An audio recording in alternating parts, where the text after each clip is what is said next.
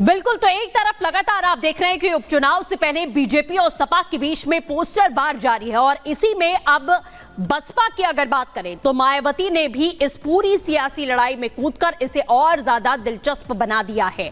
तो एक नया नारा यहां पर गढ़ा गया है बसपा की ओर से, और क्या जो हालात बसपा के समय उत्तर प्रदेश में है, इस नारे से वो उबर पाएंगे, आपको दिखाते हैं इस रिपोर्ट के जरिए।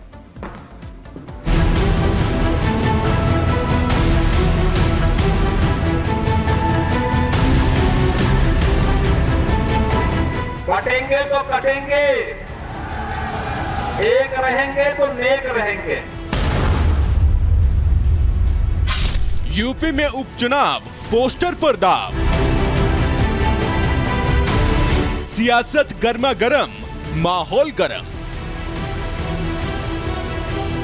यूपी में चुनाव हैं, राजनीतिक दल आजमा रहे हर दाव हैं और इस गर्मी को और बढ़ा दिया है बसपा प्रमुख मायावती ने, जिन्होंने उपचुनाव से पहले सपा बीजेपी में चल रहे पोस्टर वॉर पर ऐसा नारा गढ़ा है कि ये साफ हो गया है कि सपा बीजेपी के गर्म किए गए सियासी तवे पर रोटी सेकने की ताक में है बसपा प्रमुख मायावती। जनता का ध्यान बांटने के लिए अब बीजेपी बटेंगे तो कटेंगे और सपा एंड कंपनी के लोग क्या कह रहे हैं, जुड़ेंगे तो जीतेंगे। इन नारों को प्रचारित करने व इनकी पोस्टरबाजी आदि भी खूब करने में लगी है। वास्तव में होना ये चाहिए कि बीएसपी से जुड़ेंगे तो आगे बढ़ेंगे व सुरक्षित भी रहेंगे। यूपी में उपचुनाव की 9 सीटों को लेकर बीजेपी और सपा के बीच पिछले कई दिनों से पोस्टर वॉर जारी है। बीजेपी ने जहां यूपी उपचुनाव में मतदाताओं को एकजुट रखने के लिए बटेंगे तो कटेंगे का सियासी नारा दिया है, तो वहीं सपा ने बीजेपी के इस नारे की काट में जुड़ेंगे तो जीतेंगे का सियासी मंत्र दिया है। लेकिन अब जबकि इस सियासी रण में बसपा भी कूद पड़ी है, तो बीजेपी के साथ साथ सपा के खेमे में भी बेचैनी बढ़ती दिखाई दे रही है। समाजवादी पार्टी और बहुजन समाज पार्टी ने 2019 के लोकसभा चुनाव में मिलकर के जाति मजहब के समीकरण गढ़ने की कोशिश की थी, लेकिन जनता ने उसको खारिज कर दिया था। अब ऐसे में सपा और बसपा दोनों में ही छटपटाहट है कि कैसे जनता को अपने पाले में लाएं, और इसीलिए तरह तरह के यत्न कर रहे हैं। बसपा प्रमुख के एंट्री के बाद बेशक यूपी का सियासी तापमान बढ़ गया है। हालांकि मायावती के इस बयान का असर यूपी उपचुनाव पर कितना पड़ेगा, ये देखने वाली बात होगी। लेकिन यह तय है कि बसपा प्रमुख के एंट्री से बीजेपी और सपा दोनों ही खेमे में बेचैनी बढ़ गई है। खासकर सपा को तो अपना वोट बैंक खिसकने का भी डर सता रहा है, क्योंकि मायावती के बयान के बीच सपा के लखनऊ कार्यालय में जिस तरह के नए पोस्टर लगाए गए हैं, उससे साफ है कि डर सभी को लग रहा है।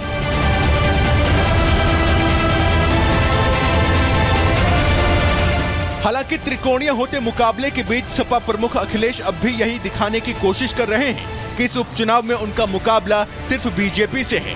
उन्होंने शनिवार को भी सोशल मीडिया एक्स पर पोस्ट करते हुए इशारों इशारों में बीजेपी पर ही हमला बोला।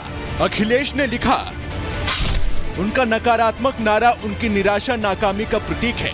इस नारे ने साबित कर दिया है कि उनके पास जो गिनती के 10% मतदाता बचे हैं, अब वो भी खिसकने के कगार पर हैं। इसीलिए ये उनको डराकर एक करने की कोशिश में जुटे हैं, लेकिन ऐसा कुछ होने वाला नहीं। आपको बता दें, सपा इस उपचुनाव में भी सिर्फ पीडीएफ फॉर्मूले के साथ ही आगे बढ़ रही है, जिसकी झलक यूपी उपचुनाव में पार्टी के टिकट बंटवारे में दिख चुका है। क्योंकि कांग्रेस के चुनाव मैदान से हटने के बाद सपा ने जिन 9 सीटों पर अपने प्रत्याशी उतारे हैं, उनमें सबसे ज्यादा 4 सीटों पर अखिलेश ने अल्पसंख्यकों को ही टिकट दिया है, जबकि बाकी 3 सीटों पर ओबीसी और 2 दलित प्रत्याशियों को टिकट बांटे गए हैं। लेकिन बसपा प्रमुख के तेवर सामने आने के बाद सपा के पीडीएफ फॉर्मूले का क्या होगा, अब ये एक बड़ा सवाल है। और जाहिर तौर पर सपा के लखनऊ कार्यालय में लगा ये नया पोस्टर अखिलेश की बेचैनी को साफ दिखा रहा है। बहरहाल जातियों और धर्म में बांटने वाले समीकरण के बीच मतदाता यूपी में किस पर भरोसा जताएंगे, ये तो देखने वाली बात होगी।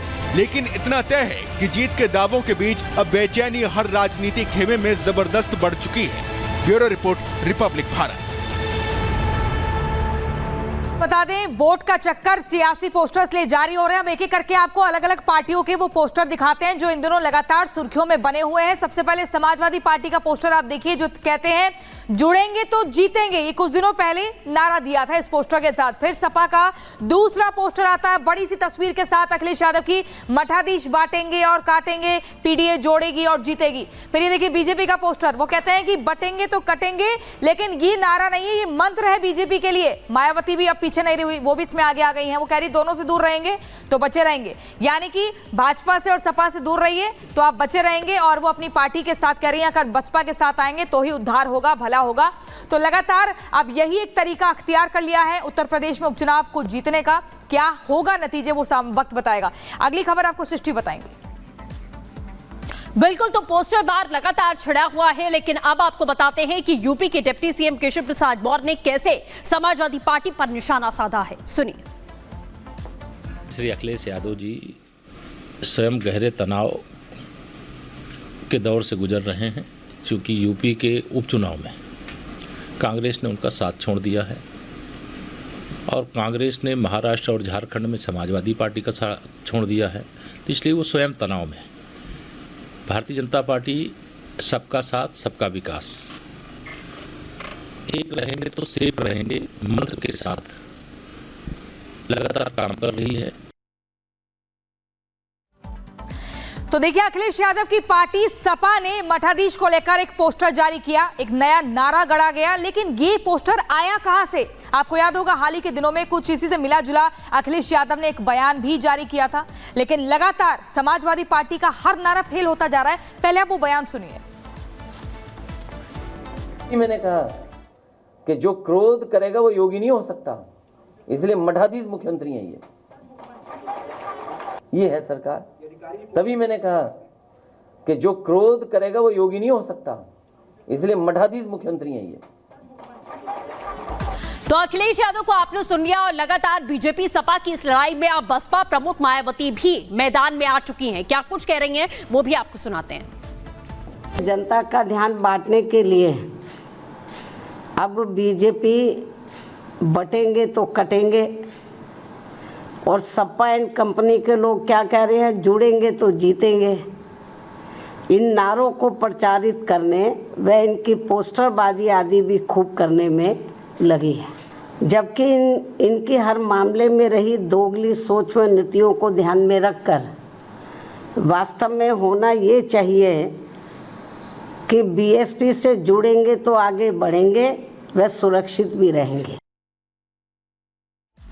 और चलिए अब आपको उत्तर प्रदेश के मुख्यमंत्री योगी आदित्यनाथ का वो बयान सुनवाते हैं, जिसके बाद से समाजवादी पार्टी में खलबली मच गई है और रोज नए नारे गढ़ रहे हैं, बड़े बड़े पोस्टर लगा रहे हैं। साथ ही बसपा भी, जो चुनावों में एकदम शांत रहती थी, एक्टिव हो गई है। पहले योगी का बयान सुनिए।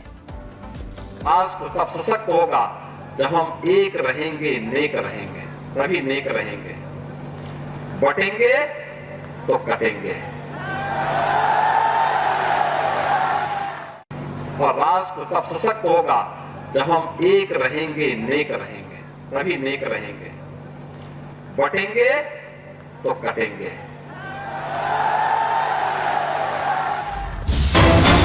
इसी बीच एक और बड़ी खबर आपको बता दें, दिल्ली दौरे पर रहेंगे सीएम योगी आदित्यनाथ। प्रधानमंत्री नरेंद्र मोदी से मुलाकात करेंगे। बीजेपी अध्यक्ष जेपी नड्डा से भी मिलेंगे सीएम योगी आदित्यनाथ। तो उपचुनावों के पहले ये दिल्ली दौरा बेहद अहम माना जा रहा है और दिल्ली दौरे पर सबकी निगाहें भी टिकी हुई हैं। आपको बता दें कि उत्तर प्रदेश में उपचुनाव होने वाले हैं और किस तरीके से घमासान मचा है आप लगातार देख रहे हैं। प्रधानमंत्री नरेंद्र मोदी से मुलाकात होगी सीएम योगी आदित्यनाथ की, उत्तर प्रदेश के मुख्यमंत्री की, और ये जो मुलाकात है वो बेहद अहम मानी जा रही है।